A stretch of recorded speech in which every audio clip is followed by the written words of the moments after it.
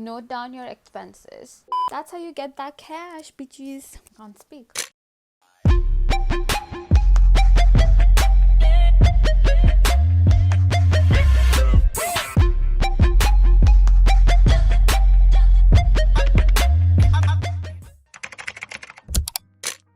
Hey, what's up you guys? I hope you're doing alright. Well, this vlog is a bit boring because it only speaks to international students living in the UK. I promise the next one's gonna be way more entertaining and fun, but I had to do this because I kept getting a lot of questions from you guys asking me about my life here or jobs. So hopefully this video has all the answers you're looking for. I also shot them on 3 different days, so just ignore the change in settings. So firstly, I want to talk about how I got to UK. I booked a Vistara flight from Mumbai to Delhi, stayed the night and booked another flight the next day from Delhi to London. A direct flight from Mumbai to London was way more expensive. Then I booked a National Express bus or coach from London to Nottingham. Now you can book this through their website nationalexpress.com, or you can get a ticket directly at the station, but just get it beforehand so that you can get extra baggage allowance. The cost of the bus was like 7 to 10 pounds, which is 1,000 rupees approximately if you convert it.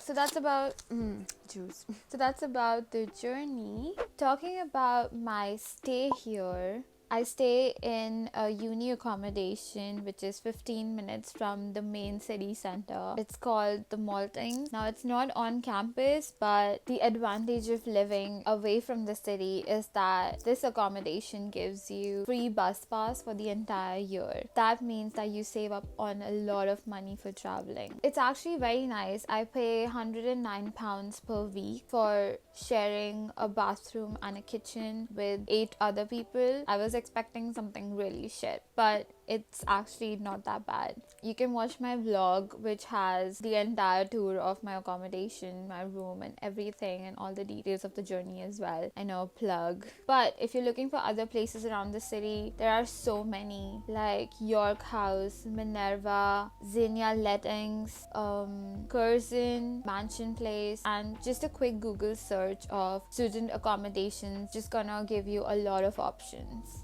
Next, travel. Now travel, like I said, is super easy if you already live in a place which gives you a free bus pass, but if you aren't that lucky like me, there are other options as well. For example, you can take the tram pass, which I find is a bit expensive. So instead what you can do is every time you need to go somewhere, you can take an individual short hop ticket instead of a student ticket. Apart from that, you also have city card cycles, which are basically rentable cycles around the town. If you have a valid driving license, you can also drive the wind scooters. Now, money.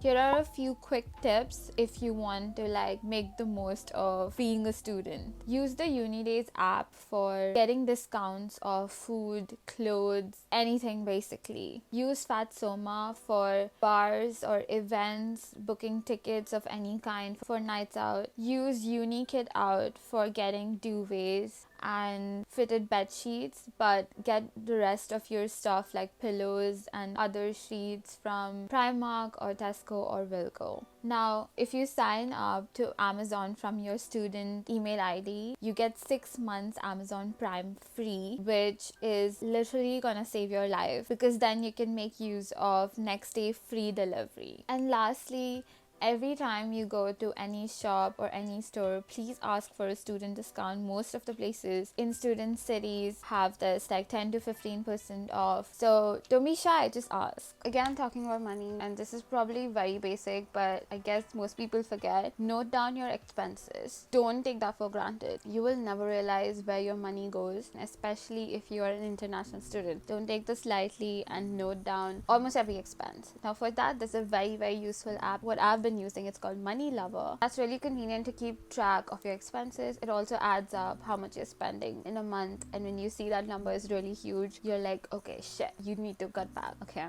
guys, it's after a few days, but I'm back and I want to tell you about my course. So the course I'm doing is at NTU, Nottingham Trent University, and it's called International Fashion Business. How it works is basically I did 3 years in Pearl Academy, and then they had an option of going abroad in the final year, either to Australia or to UK, and of course I chose UK because UK fashion makes sense. So I came here for my last year, 4th year, and when I finish I get a degree for fashion business, which is just amazing because I only had to do 1 year. The cons of that is that I really love this place and I just don't want to leave. Time flies so fast. In just a few months I freaking graduate. That's sad. I'm just doing my nighttime routine because I have work in the morning. Speaking of work, and I know this is something every single international student is so worried about. I was worried about it. What do I do, right? So now my friend Annika, she introduced me to working with agencies. So if you're working with different brands, like let's say Domino's or McDonald's, or doing part-time job there, first of all, wage will be minimum wage. And second of all, you won't have flexible timings and just a lot of disadvantages to working directly with them. Obviously the advantages are that you have a stable job, you have work every day almost, and you get sick leave and those benefits that come with the company. But what I did was, and it would be my suggestion personally, is to sign up with agencies wherever you are. So if you go on Google and search agency work in Nottingham or Birmingham or wherever you are, you'll get a list of agencies. So I can mention some here: Hap Solutions, Blue Arrow, Indeed Flex, and that's all that comes to my mind right now. But basically what you do is you sign up to these agencies and then they do like a check or whatever, and you don't have to do much. Just do an online questionnaire or some bullshit that's super easy, and then they appoint you an agent, and that agent will basically help you get work. So you tell them where you can work and what you can do. For example, I work in the warehouse production of a bakery called Hovis Bakery. So it's manual labor. Basically you need to go and with a whole safety boots and all of that, go, and you're not making bread, because that's what everyone thinks when I say I'm working at a bakery. No, what you're doing is putting bread from one basket to another basket, or packaging boxes and very basic stuff like that. But it's very monotonous and the shifts are longer, but you also get a lot of breaks and you get amazing pay. So I get paid around £12 an hour, which is insane, because everyone else would generally get paid minimum wage. That is almost £9, depending on your age. My throat. Okay. So yeah, that's what I would say. Please look up agency work. If you want more details on that, I can tell you, but I don't want to bore you with each agency because I've tried a lot of them. My preferred one is Blue Arrow, only because the agents are actually really sweet and really nice, and they get you work. There's also Hap Solutions or Param, but the problem with that is you don't really get a lot of shifts. Anyways, so try agency work, but do it after 2 months of getting here. So I gave myself 3 months of buffer. So I was September, October, November, I just won't do anything, and then December I look for jobs or whatever, and that's what I did. But yeah, that's how you get that cash, bitches. Okay, the next thing is banks. Now I know what you're thinking, what the fuck do you mean by banks? Okay, so basically banks are really strict here. If you're an international student, it's going to be tough for you to set up your bank account, and obviously you really need a bank account. So for me, the biggest difficulty was that I don't have a surname. So my name's just Jessie, and that apparently is a criminal offense. Not literally, but so I literally went to 8 banks before Santander accepted me and let me make a bank account. So just make sure you start your bank process and everything as soon as you get here, because that takes more than a month or so, depending on which nationality you are. I know, sucks. Which also reminds me of NI number. Now NI number is something you need to get a job. You need it, you need it, and it takes 2 to 3 months to come. It comes from the government. It means national insurance number, and there are very simple processes that you need to follow, and it's all on the gov.uk website. So check it out and be prepared, because the minute you come come here, start your process. That's what I did, and I'm so glad I did that, because by December I already had my NI number, so I could easily apply wherever I wanted.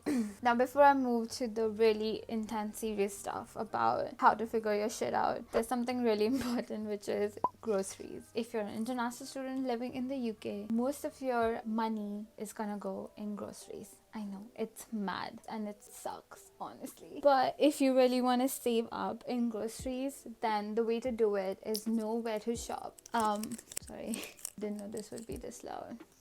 So from cheapest to most expensive. Cheapest is Lidl, Aldi, Wilko, Tesco, and then finally Sainsbury's. Sainsbury's for me is like the most expensive one. Tesco I use a lot simply because I got a club card. Now club card is your key to happiness because if you have a club card which is free of charge, you just need to have the app. You scan the app, you scan the QR code, and you get meal deals and like offers and stuff like that really help students. Aldi and Lidl are also really cheap, and with Sainsbury they have the best bakery in town. So if you're craving bakery stuff like muffins and bread, go to Sainsbury's, but it's damn expensive, so please don't make that your main source of grocery shopping. On an average, you'll spend 10 to 20 pounds on groceries like every other week.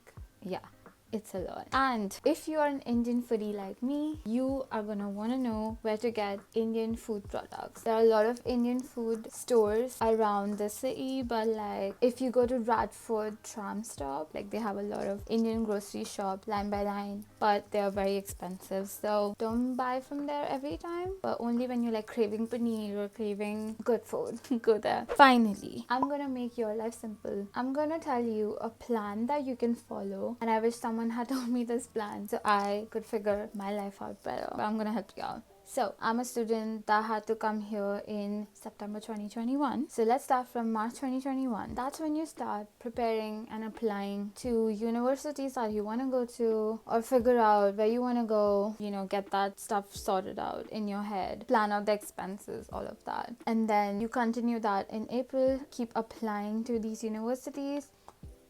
Then May and June are the months that you apply for your visa.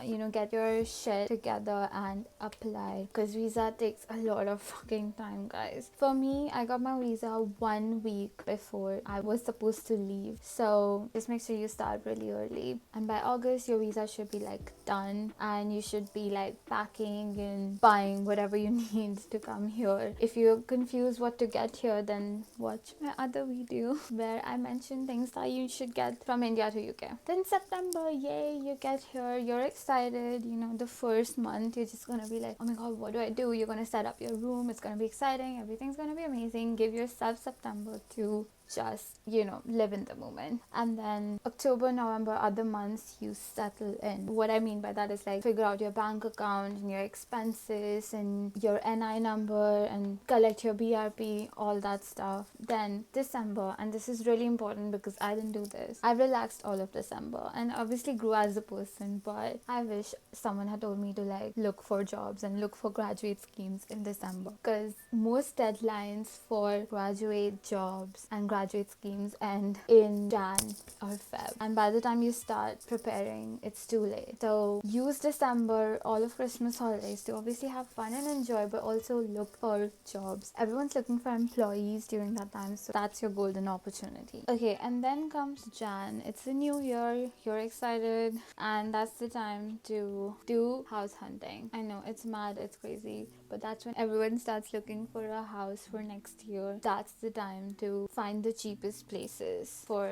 the next academic year or whatever your future plans are.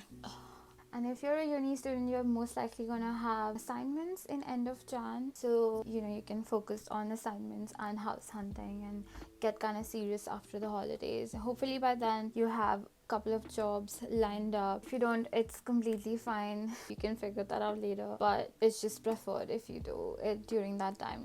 Then Feb 2022, there are very important deadlines for jobs, like I said. So especially if you're in the fashion and creative sector and you're looking for graduate schemes, which means schemes for students who have just graduated, all those deadlines end in Feb and I missed all of them because no one told me that that's the deadline. So you need to know that. You need to fucking prepare and get that job, people. Get it. And then March, people generally have assignments and exams or formatives or whatever, so you're completely busy with that. Take a break after that in April, which is the Easter holidays, and during that time you can take a weekend off while you're preparing for your finals, which is gonna be in May.